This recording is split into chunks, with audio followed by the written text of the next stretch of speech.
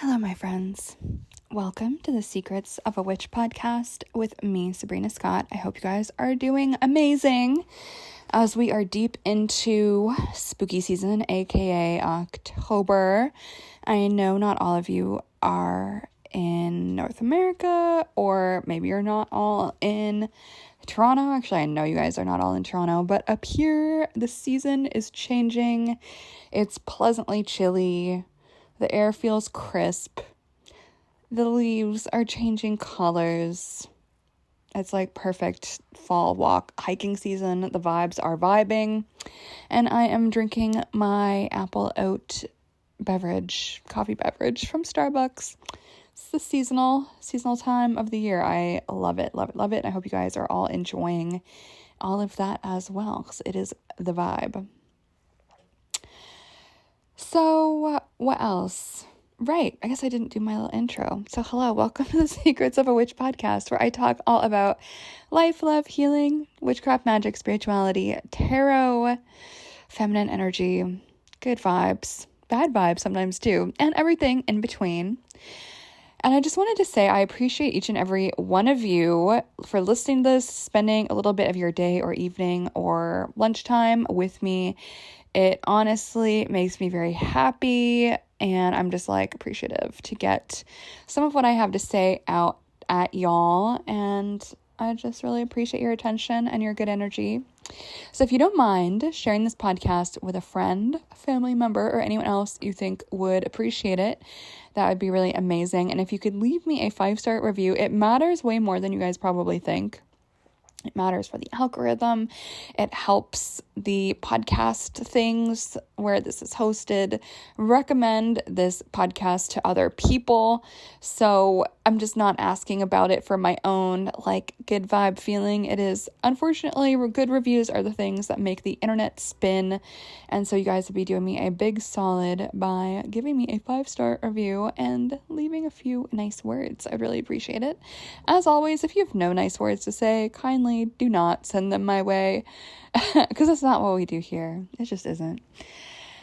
And really quick, I wanted to plug my books. If you guys have not read them yet, you absolutely should. My book, Witch Body, is all about doing magic in the city, philosophy of magic, what can magic teach us, how magic encourages us to be in deep relationship with all that is. That is my first book, Witch Body. My second book is called Curse and Cure Magic for Real Life, and that is the non-denominational Witchy 101, a bit of a how-to book. It's the how-to book that I wish existed back 25 years ago when I was a kid, wading my way through all of this. And so I just decided to write it, the book that I always wanted to be able to read, but it couldn't because it just didn't exist. So that is out there exclusively on Amazon. And then, of course, I have 2 tarot journals as well. One is a card of the day tarot journal, pretty simple place to record your tarot readings. That's actually how I start every single one of my days, is by writing in that thing. And then just recently, I've released the Getting to Know the Cards tarot journal, which is a place for you to record your vibes, impressions, questions, relationships to each and every single card in the deck, as well as a place to record when you pulled that card and about who and what it ended up meaning, so that you can track the patterns in what emerges with you for your readings with each card, so you can get to know them a little bit better. Okay, friends, that's my little plug, and now on to the rest of the episode. So for today, I want to talk a little bit about tarot books and meaning guidebooks, whether it's a tarot book or whether it's Biddy Tarot or Labyrinthos, or there's so many other tarot websites, and no shade on them. I have no beef with those folks, and I totally get it. It's a thing that exists. And I also think that if people rely so much on looking up each and every single card, that you're never going to become a very confident and competent tarot reader. And so maybe that's okay for some of you guys. Maybe some of you guys want to remain in the hobbyist clueless category, and if so, that's totally cool. Like I said before, no shade on you. Not everyone has to know everything about everything. Like, that is totally fine. But I do think, I just want to explain like why I think it's like not the thing to do if you actually do want to learn the cards. So whenever you're doing a reading, you're shuffling the cards, you're pulling them out, you're laying them down, whenever you pause every 2 seconds to go look up the card in the book or on the internet, you are completely interrupting your intuition.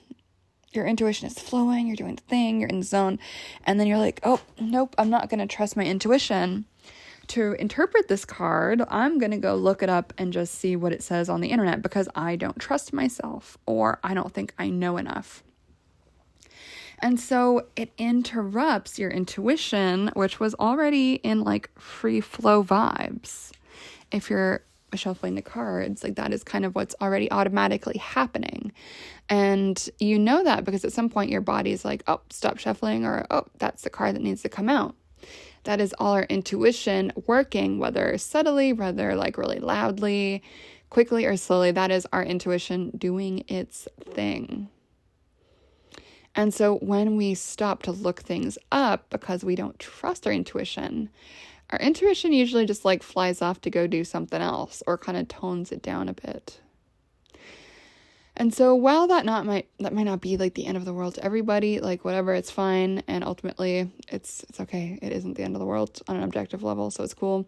But you are kind of doing yourself and your intuition and your ability to sense and feel energy a little bit of a disservice when you don't actually take the time to listen to what it is your body has to say in the form of intuition about your tarot cards. And so I think people often do this due to like a fear of being wrong or a belief that you guys don't know enough, right? Like, oh, I don't know anything about tarot, so I should just look it up because I'm going to be wrong. And it's like, well, that might be true, but at the same time, I do think it is really important just to sit with that discomfort, face our fears, step into claiming our intuition, step into making space for our intuition, and deciding that, you know what, I am just going to take a risk. I'm just going to go off on a limb here, and I am not going to look up the cards in the book. I'm not going to look them up on the internet. I'm just going to journal a bit about what this card is bringing up for me. What am I seeing? What am I noticing? What's the vibe of the card? What's the colors? Is it cheerful or does it look really depressing? The Rider-Waite-Smith especially is really good for this type of thing, which is why I teach with it.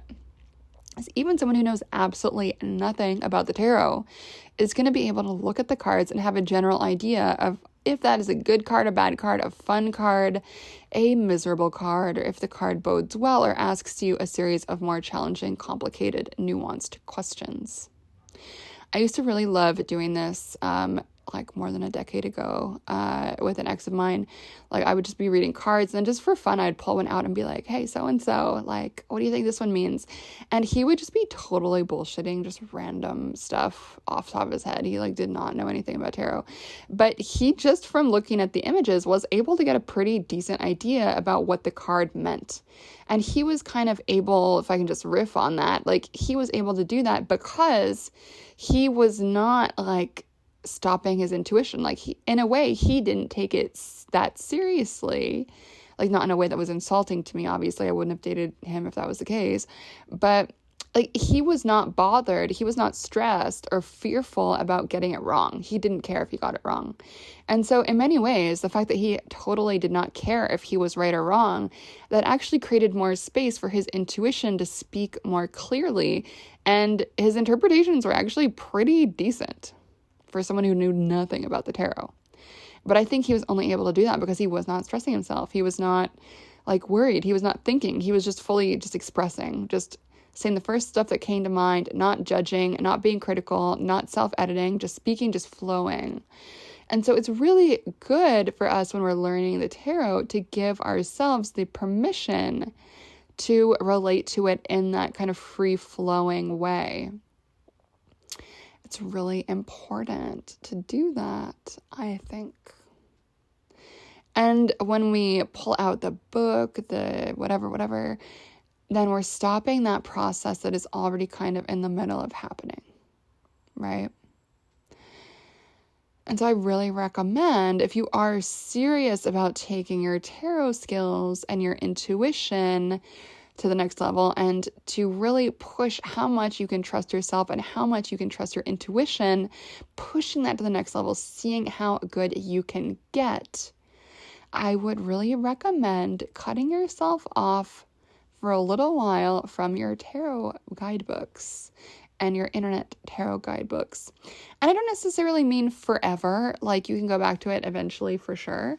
But when you're learning and when you are still so wobbly in your intuition, what I would want to see from folks like who are serious about learning, what I would want to see is people being willing to just like have that leap of faith, put the guidebook aside for now, trust themselves enough to risk being wrong. And when we trust our intuition enough to risk being wrong and just we go with it, then usually that is when magical things happen and when actual meanings become more crystal clear inside our beings, because the intuition will just speak so much more loudly. Which personally I think is just so awesome. And so I know some of you guys might be like, oh my God, I will give up my tarot guidebooks kicking and screaming. And it's like, you don't need to throw them in the literal garbage. Just put them at the back of your bookshelf behind all the other books. Like put them in your underwear drawer underneath all your underwear, just so it becomes a little bit of a pain in the ass to go and get the tarot book. This is the only real way that you're going to be able to trust your intuition, to learn not to rely on all that stuff as a crutch. And don't get me wrong, I love reading tarot books, but I'm at the point in my practice where I trust my intuition enough that, like, I know the cards well enough that I'm like, yeah, I'm going to read the thing, learn a little bit more about this or that. Why not? And maybe I'll accept some of what the book says and maybe I'll reject some of it, because not everyone in tarot fully agrees about everything, just like any other field. Totally normal. And I think when we also get rid of the book and trust our own intuition, just go with it, which I teach how to do in my Tarot Without Bullshit course that is relaunching October 24th. Like when we do that, we actually open up the space as well to contribute something uniquely ours to the tarot community and to the conversation, whether online, in person, or professionally around tarot, what it is and how it works and what it means. And I think that's just really cool, because otherwise we're just all regurgitating each other and that's like not as fun. And so what I love is like teaching people how to find their own relationships to the cards and their own unique meanings and interpretations of the canon, the existing traditions and lineages and associations and interpretations that already exist. But what I love about the tarot is that it is kind of like a living, breathing being. It is there for us to work with as we evolve, as the years pass, as real life happens, and as each and every one of us grows and evolves in our thinking, in our being, in our energy, and just in our spiritual practice and all of that. It's like kind of exciting. So let's be an inspiration to spend less time with your tarot books and more time with your journal, your notebook, your intuition. Again, my Getting to Know the Cards tarot journal is a really great guided way to do that. So if you're like, oh my God, I'm too overwhelmed to figure out how to do this on my own without any guidance, like honestly, that journal is the way to go. I have a flip through video both on Instagram and YouTube, so do check that out if you guys want to. youtube.com/Sabrina Scott and Instagram.com/Sabrina M. Scott. Pretty easy, so check it out. Available on Amazon. What else do I want to say? Yeah, I guess on the topic of tarot, I'm going to be doing a Tarot for Mediumship Masterclass on October 30th. So I hope you guys can all come. I'll put the link to sign up in the description. And I'll be doing an episode shortly about what that is about more in detail, but it's pretty much what it sounds like, right? How to work with the tarot to communicate with spirits. Because a lot of people don't know how to just work with spirits with their own body as the only tool, as the only facilitator of that contact. And this is part of why throwing away the tarot book helps us hone our intuition and why it's a good practice in general. and it opens up our intuitive channels so that other stuff can come through, including contact with spirits, which is where all the fun stuff happens. So anyway, friends, that's it for today. As always, you can learn more about me at sabrinamscott.com. My Instagram is sabrinamscott. You can send me an email, ceo@sabrinamscott.com, and I will chat with y'all later. Have a lovely day, evening, lunchtime, etc. Talk soon. Bye.